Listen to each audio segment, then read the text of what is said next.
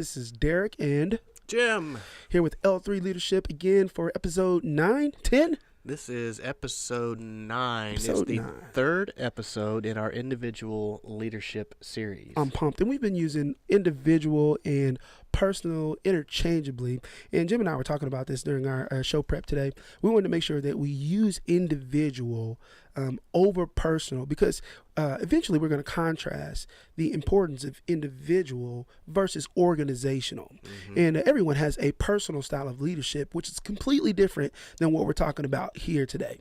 We're talking about this individual meaning I have a responsibility to lead in this area. And one of the first areas we talked about was individual leadership at home. At home. How do I lead as an individual from home? Not to be compared to personal, right? Not a personal style of leadership, but an individual, meaning I lead in these areas. And the first thing we talked about was home. And we had a great conversation about that. We did have a good conversation. Yeah, we talked about taking out the trash and being a parent and, how do we navigate those things with cooking and laundry and just using those personal examples of learning how to lead, right? Yeah, leading yourself yes. at the home. And then we talked about leading ourselves at work, this sort of professional leadership. It's still individual. Not to be confused with organizational and positional power. Exactly. That's exactly right. We're going to talk about those. Not today, but we're going to talk about those. But we were talking about how do we have this individual leadership at work in a professional setting. And I think that was a really good conversation as well. Mm-hmm. And so today we're talking about social leadership. Yes, social leadership. What does the individual leadership look like in social settings? So kick us off on that, Jim. Let's go. Well, so when you think about individual leadership in social settings, it's a little bit of a difficult topic to kind of get your head around and to really put into words because people don't really. I don't know that I've ever heard anybody really talk about individual leadership in a social setting. So one of the things you think about is what kind of a friend are you? Right. In those settings, how do you lead your friends? Wow. So you think about how you lead at home, you think about how you lead at the office, and we're talking about a full 360 degree leadership. So you lead yourself, first of all. Mm-hmm. How do you lead those who came before you? Right. We talked about parents, grandparents, aunts, uncles. Right. We have lead beside us, our peers. Right. So we're talking cousins. Right. Right, cousins kind of thing, brothers, sisters. Right. We have the opportunity to lead all of those. Right. And then, of course, we have the other group, which is leading those who come after us. Right. So we have our own children to lead, which we kind of talked about, or we did talk about in the leading at home. But also you have your nieces and your nephews and even your friends' children. Mm-hmm. You can go out that far. We don't have to stay, in the family because obviously this is much more far-reaching than that. So you look at your family 360, and then you have your social 360 with your friends, your neighbors, your neighborhood, and people that you see just in general. When you're at the grocery store or whatnot. So what do you think about that, Derek? Well, I think the terms that we're going to use for this session, and Jim covered those pretty well, but we just want to identify some key words so that when we're having these conversations, you can categorize them mentally, right? So we're talking about family, friends, and our community. Right. In our family, you identify those 3 areas in our family. And our friends, you identified a couple areas in there. And we talked about our community as well. And there's something you said early on. I want to say it's episode 2 or 3, where you said leadership starts at home. Yes. Now, for those of you that are our regular watchers, Jim, he always has one line a show where he just Just one. Just one. He's like, he saves them. You get just one. In this particular episode, he said leadership starts at home. And I think that actually kicks us off on this episode today. And so we're talking about leadership starting at home, this individual leadership, right? Mm-hmm. We talked about what it looks like at home, what it looks like in the professional setting, and now we're talking about in the social setting. But even at home, we have this individual responsibility to lead in social settings. And so let's start out with our parents and our uncles and aunties and how that leadership goes back and forth. So, I think my dad, he led me in a lot of unique ways. My dad, he had me out helping him with his detailing business. When I was 8, 9, 10 years old, he would detail cars in our front yard. He'd have 4 or 5 cars parked in the grass out in the street, and he would detail the cars, and he would have me come along and do the tires. And I would clean the spokes, and I would do the white walls, and I'd spray the spray on there. And so by the time he had done everything, my job was the final touch, was to come back through the tires. Where my dad is teaching me at a very young age, he's leading me, he's teaching me the importance of working and having a job, right? Yep. And having my own money. Yes. My dad, if he didn't teach me anything else, it was to work. Right? How do you work? How do you bring money home, provide for your family, be someone that your family can rely on? And so when I think about what that generation before me, these baby boomers, if you will, they taught us what work looks like. To put the time in, to work hard, to work a job for 25, 30 years. They've led us in that way. What's some things that you think the generation before us has taught us? Well, I think the generation before us has taught us quite a bit, and unfortunately, I think our generation specifically has actually kind of lost some of those lessons. I agree. You think about money, you think about loyalty with your family, with your jobs. You think about being friendly and always doing the right thing. I mean, really, the baby boomers, if you will, they had a really good idea of humanity. To really put just not quite so fine a point on it, they really did a good job of this whole 360 leadership concept. You think about that. They were always willing to work hard. They were always willing to teach. They were always willing to share. They were always willing to help. All those things. And I think, if you look at society today, and what we're Generation X. You're Generation X. Right? I'm like 2 years from being a millennial. So you're kind of Y. XY. So Generation X, Generation Y, we have kind of lost that a little bit. We've kind of lost that, and a little bit. It seems like it's almost a little bit more self-centered, and for whatever reason, I don't know why that is, but we've lost the ability to lead ourselves and to lead those around us in any setting. And it's really hurt a lot in that aspect of trying to keep things moving in a positive direction. It's almost like we've taken a little bit of a step back. But the baby boomers, and I forget what the generation is before the baby boomers, but I've got parents in both generations. Because my biological parents are a little bit older. But they did a really good job of being that social leader, right? And we've kind of lost that. So when we look at that, Derek, so how do we bring that back to not only our generation but to the millennials and beyond the millennials? Even the next generation after that.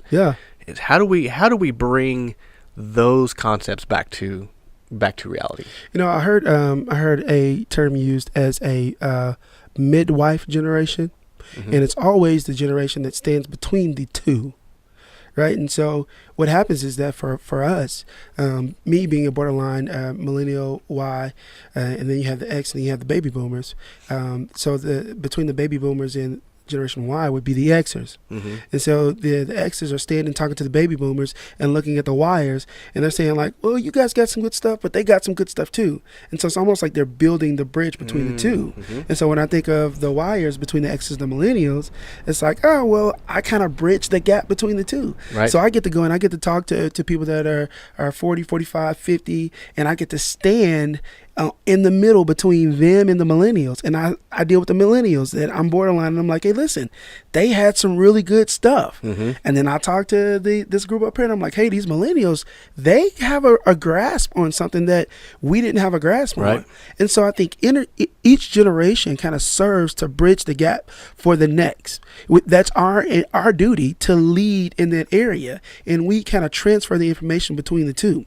I know I work for a group called Paradigm Shift, and you guys will hear me shout out Jared Murray and Ryan Eller quite often, but they have this content they call cross-generational leadership. Mm-hmm. How do we serve as people who are thought leaders, conversation leaders, in getting that information across generations, right? Because oftentimes you have people that are pointing at the next generation, be like, they don't have it. They are looking at their phones. They don't know about hard work. They don't know about commitment. It's their fault. It's their fault, right? If they could just do things like we did it. In fact, I heard Jared say, "No, you've never heard a generation complain about the next."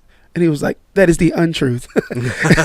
It's like every generation talks about the following generation as if they had the key to success. Mm-hmm. And so when I think about bringing it back around to leadership, right? And if we want to bring our name and our soul of L3 back into it, I don't think that the generation before us, I don't think they have learned less. I think they learned differently. I don't think they love less. I think they love differently. And then the same for leading. I don't think they lead wrong. I think they lead differently. And then every generation picks up and builds on the following. Right. Right. And so I don't know. I want to hear your thoughts about that. I just spewed out 5 minutes of stuff. But what do you feel about this midwife generation, the bridge between the two? I love that concept. I love that concept because you as a bridge between those two have the ability to take the best of both worlds. Yes. You can take the lessons learned from the generation before you, and you can take the new ideals and new ideas from the next generation while matching that with what you've been taught and with what you know as a leader. Mm-hmm. And you know that goes beyond the social circles, right? So now you're talking generational circles, 360, and that's really amazing and just a really a beautiful concept. Yeah. You know, I don't know what else to call it other than a beautiful concept because you have so much that can be gained from everybody. Mm-hmm. And you as a leader have a duty, a requirement to pull the best out of really every situation. Right. And you have the ability to draw the best out of everybody using those different techniques. Right. You know, just like in the classroom, you know, you can't teach every kid the same way. Right. You can't just slap a book in front of every kid and expect them to get it. Blanket approach. You know, sometimes you got to do thematic units. Sometimes you have to read it out loud to them. Sometimes you have to give them a little bit of extra. Well, leadership is exactly the same way. Right. You cannot lead everybody in the exact same way. You have to really personalize your leadership to them. That's so good. And you know, we're not talking positional leadership, although that it certainly applies, but even as just somebody who is just literally just using influence to help make people better. Right. Not everybody's going to learn the same. Not everybody's going to understand the same. That's so good. Say that again. Well, not everybody's going to learn the same. Right. Not everybody's going to understand the same. Right.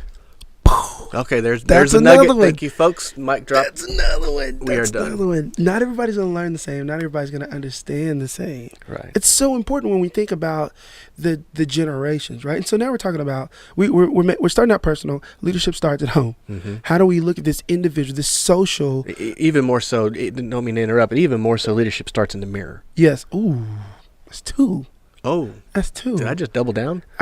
You can't do anything next week. You can't do anything next week. I'm going to take next week off, folks. I'm out. Right. So I do want to say something real quick. So, talking about the generations before and after. Yes. You know, one of the things we have to do is stop believing we have all the answers. Yes. And so often we just think of ourselves as, this is the way I've learned it. Therefore, this is the way it is. It's the way it is. Stop it. Stop it. You know, it drives everybody crazy. It does. And we just have to embrace the fact that we don't know everything. Right. And that sometimes somebody has an idea that is profoundly better than what we could come up with. Yes. And we as leaders have to embrace that because it can only make us better. It will never make us worse. It will only make us better. But why does every generation do that? The generation, it's like we look at the generation ahead of us and they're like, this is the way you should do it. And then we're like, that's not the only way to do it. And then we find a way to do it. And then we do it to the generation following us. Mm-hmm. This is the way to do it. And they're like, we don't want to do it that way. And it's like, but it's the right way to do it. Well, we do that with our kids too. I do it with my kids. It's, just because it's a different way doesn't mean it's the wrong way. And sometimes people have found a way that's more efficient. I agree. More effective. Yes. And we just need to embrace that. And that's how we progress in humanity as people. It's almost narcissistic to think that we have, actually it's probably exactly narcissistic. I think it exactly is. That we think that we have the best way that it will ever be. Right. You know. That nobody will ever find a better way to do it than we have. Right. I mean, Henry Ford's a good example, right? So, you know, he when he built the Model T, he didn't want to build anything other than that. That was it. Even though everybody was imploring him, hey, let's do this, let's do that. He's like, no, I just want to do this. That's all I'm doing. And that capped his leadership.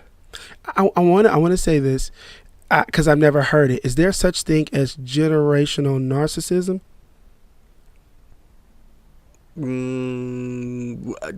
Probably.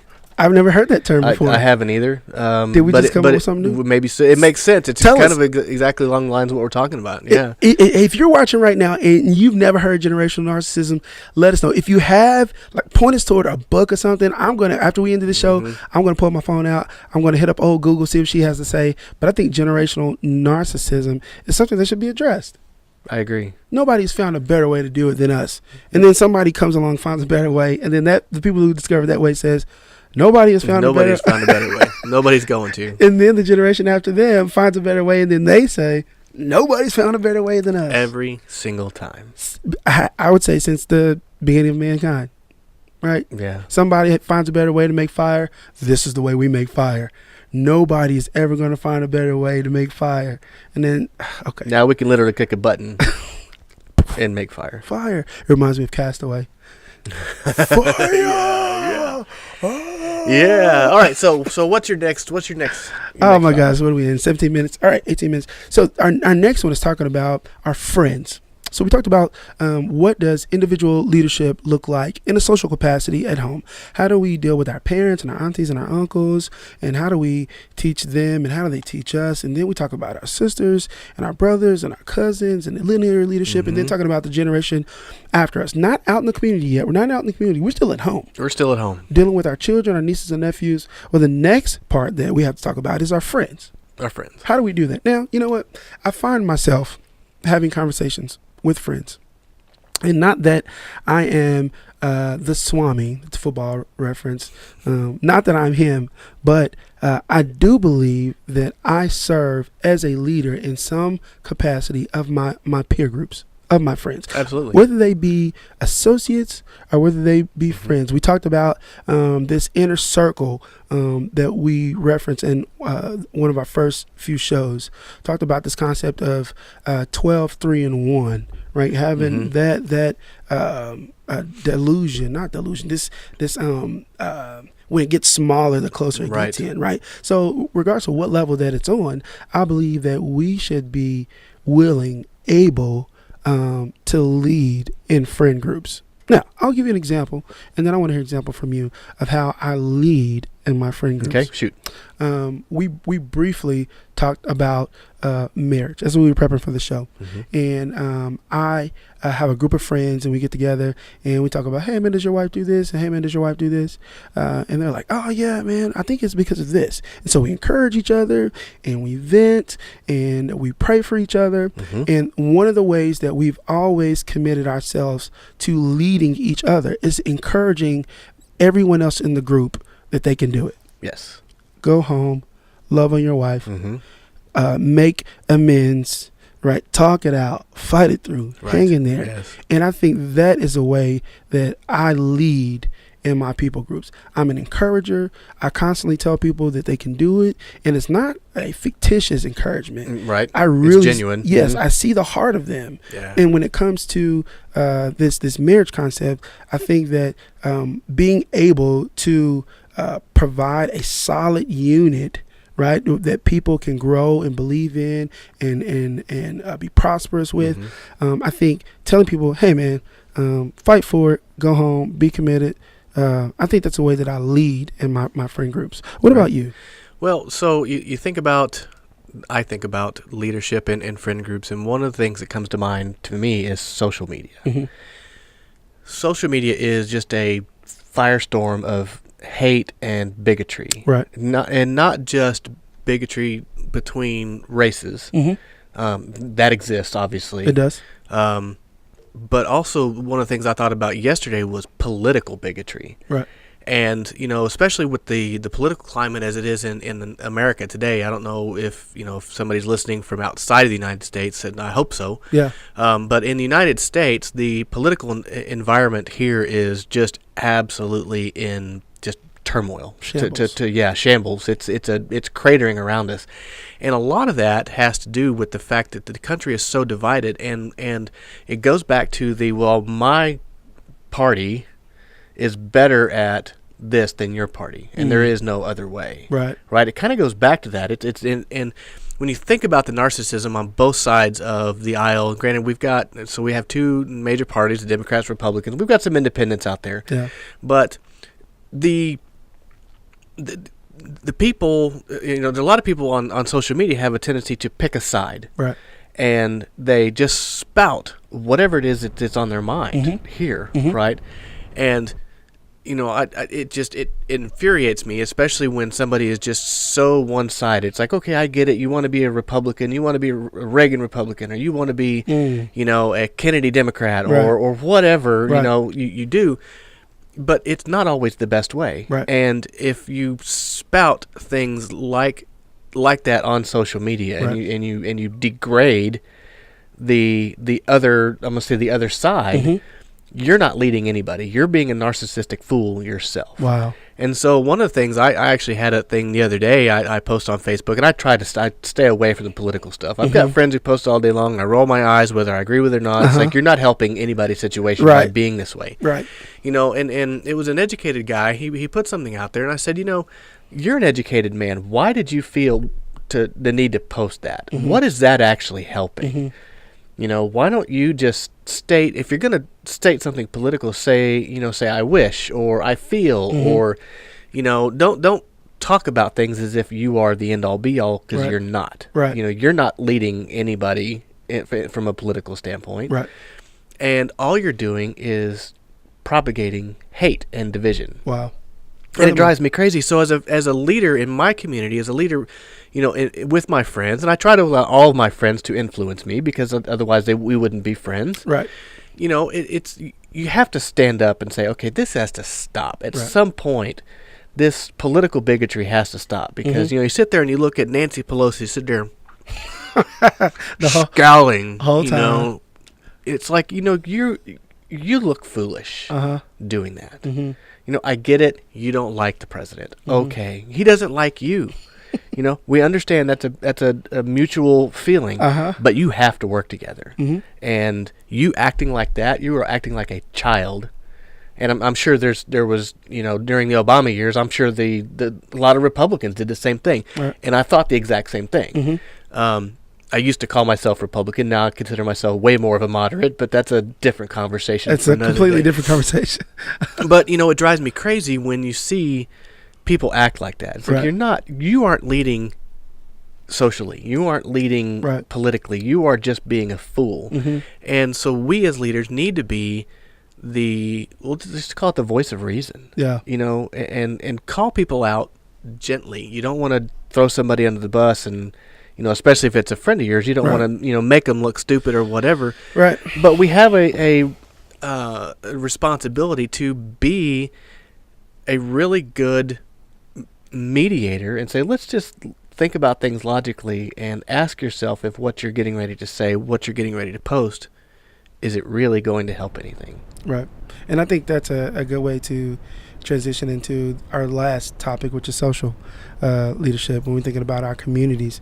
I'm going to throw an example out. I'm going to pick my phone up real quick because that's my notes on it. But one of the ways that Jim doesn't just talk about this stuff. He lives this stuff. Like, this is in his heart. Like, he thinks about this all the time. And I remember one of the things that one of the very first conversations Jim and I had, he says, I feel like I'm being put in I feel like people are coming into my life for a reason. Mm-hmm. And it's different religions, different racial and cultural backgrounds. And he was like, I want to take advantage. Jim said this to me. I want to take advantage of what's happening in my life right now. And one of the first opportunities I had to see this, Jim's heart in person, and you'll hear us talk about this so many times. Jim throws great parties. He and his wife throw great parties. Love to entertain. And they do it big. I mean, from the curb to the kitchen, everything is themed out. Halloween, Christmas, like everybody's dressing up. It's a wonderful time. But one of the things that you'll see when you walk into Jim's house is different races and different cultures. Mm-hmm. They're always present.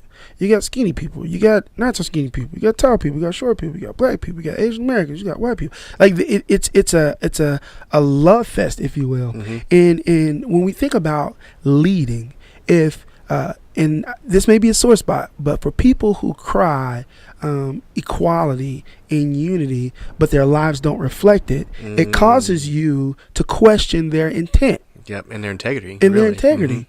But when you see somebody in a coffee shop talking about diversity and having friends of all cultures, of all religions, of all professional backgrounds, of all races, and then you're like, I don't know. And then you go to their home and you see it.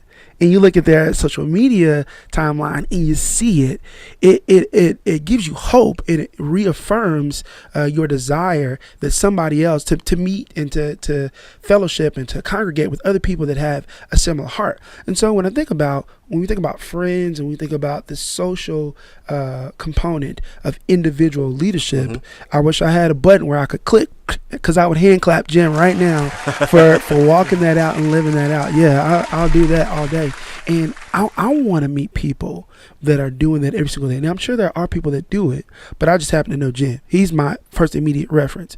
And so I think that's a good place. And Jim, I'll give you the final word because I want you to speak to that. When we think about our 360 leadership individually, and what that looks like in a social component at home, when we're talking to our wife, our spouses, and our children, and our parents, and our aunties and uncles, our aunts.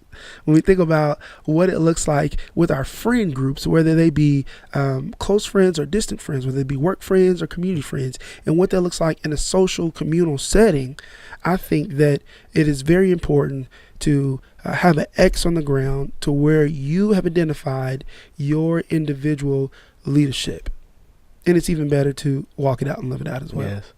Well, one of the things that Sharon, my wife, and I really love is that, beautiful people are beautiful people.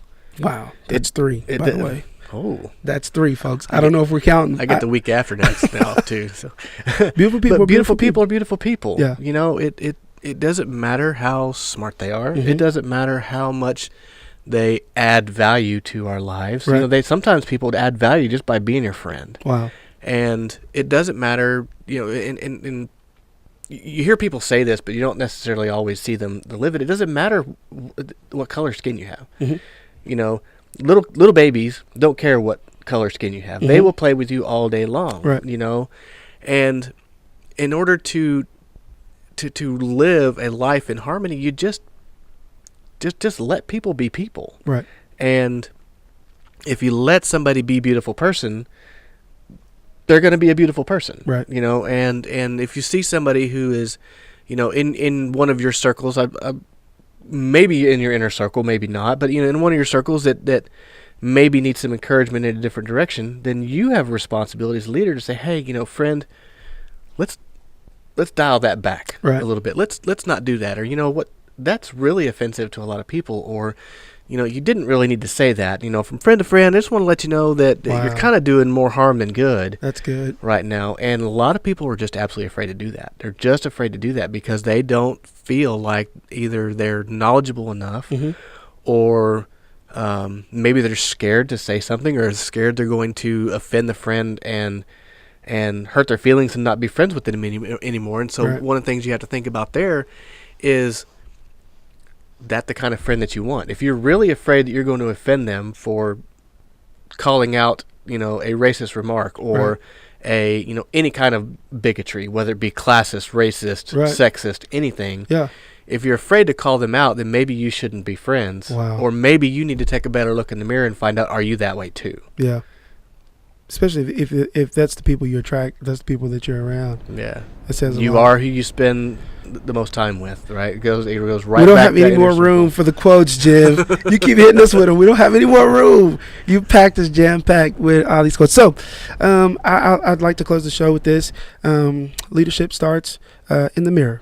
Leadership starts at home. Mm-hmm. We can lead our families. We can lead our friends. We can lead our communities. And at the end of the day, it doesn't matter who you're interacting with. Beautiful people are beautiful people. That's right. Derek Sire with L3 Leadership. This is Jim Schaefer. We will see you all next time.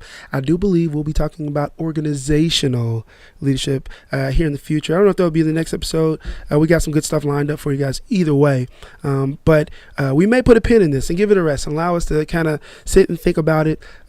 Individual leadership is very important regardless of where you are. We did identify some places where they're really important, and you may have identified more places than we did. Please let us know what other areas in life that we can be better leaders individually. And we encourage that feedback, whether it be on Twitter or Facebook. Shoot us an email, visit the website, comment on the podcast. However you want to interact with us, we welcome that interaction. But yeah, beautiful people are beautiful people. I think if everybody thinks that, the world turns out to be a better place day by day. Yes, sir. I love it. Derek Sire. Jim Schaefer. We'll see you all next time. Next time. See ya.